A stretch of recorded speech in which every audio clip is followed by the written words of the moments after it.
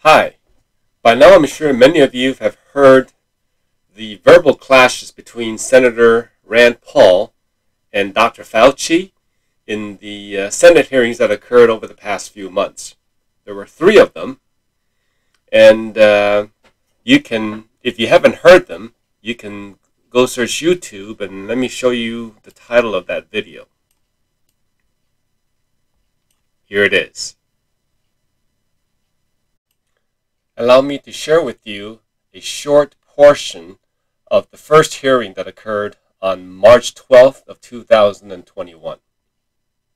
So when you talk about reinfection, you've got to make sure you're talking about wild type. I agree with you that you very likely would have protection from wild type for at least 6 months if you're infected. But we in our country now have variants that are circulating. Significant reinfection. What study shows significant reinfection, hospitalization, and death after either natural infection or the vaccine? It doesn't exist. There is no evidence that there are significant reinfections after vaccine. In fact, I don't think we have a hospitalization in the United States after the 2-week period after the second vaccination.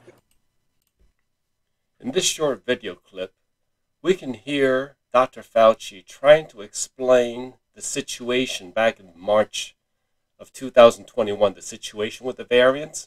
But before he's able to explain, Senator Paul cut him off and basically went on a monologue about what he knows of the vaccine and how nobody can be infected. No studies at that time showed anybody could be infected after 2 weeks after the vaccines. Senator Paul asked a question. What study shows significant reinfection after natural infection or vaccines? And then he goes on to answer his own question. Not one.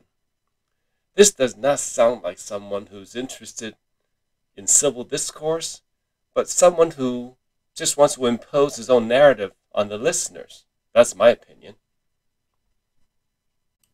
Here's another short clip from that hearing.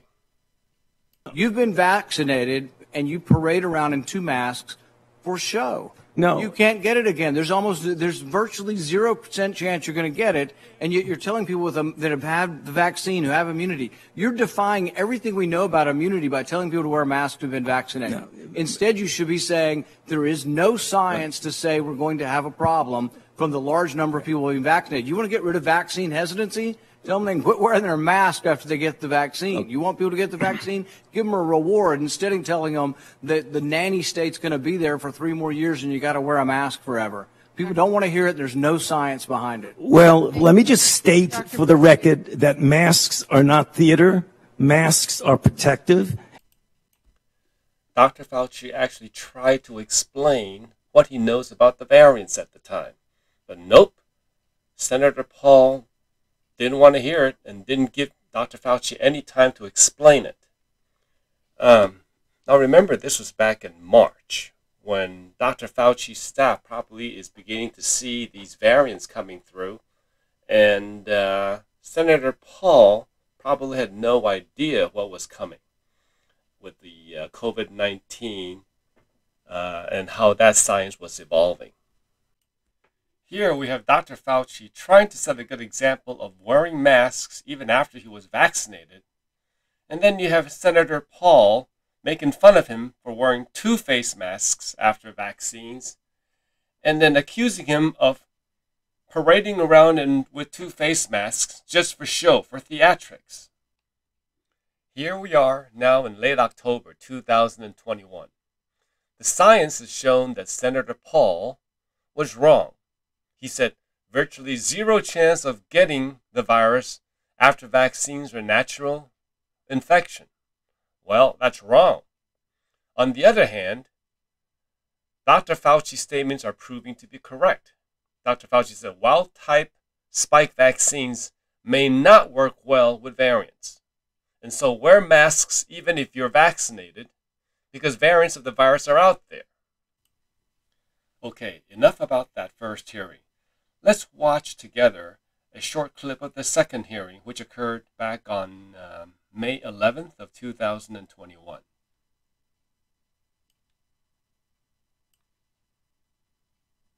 Let me explain to you why that was done. The SARS-CoV-1 originated in bats in China. It would have been irresponsible of us if we did not investigate the bat viruses and the serology to see who might have been infected. Or perhaps it would be China. responsible to send it to the Chinese government. Here's some quick background. EcoHealth Alliance had provided some NIH funding to the Wuhan Institute of Virology to conduct some virus research. Now, some scientists, including Senator Paul, considers this virus research in question to be gain-of-function research. On the other hand, other scientists, including Dr. Fauci and Dr. Fauci's boss, Dr. Francis Collins, do not consider this virus research to be gain-of-function research. So for this video, I'm just going to call this research virus research, okay? So here we see that Dr. Fauci tried very hard to explain why this virus research was conducted on the SARS-CoV-1 virus. Again, Senator Paul interrupted Dr. Fauci's explanation and did not give Dr. Fauci any time to respond or any time to explain. Is Senator Paul interested in finding out the facts? No, I don't think so. He is not interested in finding out what Dr. Fauci had to say. But instead, I think he's hell-bent on doing all he can to assassinate Dr. Fauci's character and integrity. Okay, let's move on to the third Senate hearing. And you're dancing around this because you're trying to obscure responsibility for 4 million people dying around the world from a pandemic.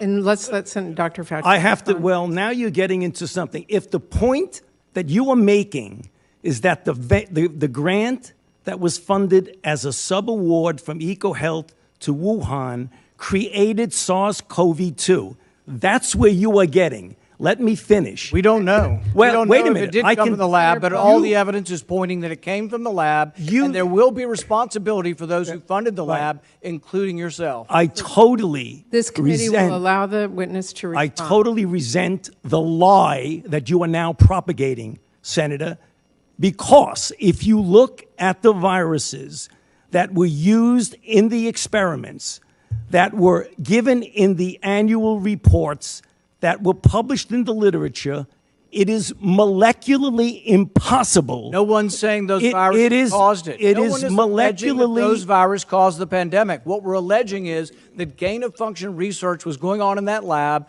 and NIH funded it. That is not. You can't get away from it. It meets your definition, and you are obfuscating the truth. I'm not obfuscating the truth. Senator You are the one. Time is expired, but I will allow the witness to. Let me just finish. I want everyone to understand that if you look at those viruses, and that's judged by qualified virologists and evolutionary biologists, those viruses are molecularly impossible to result in SARS-CoV-2. Those viruses caused the pandemic. Senator Paul, we're saying they are gain-of-function viruses because they were animal viruses that became more transmissible in human, and you funded it. And so here in the third Senate hearing, which took place around July 20th of 2021, we hear Senator Paul insinuating that Dr. Fauci was responsible for the 4 million deaths because he was partially responsible for the funding of the virus research at the Wuhan Institute of Virology.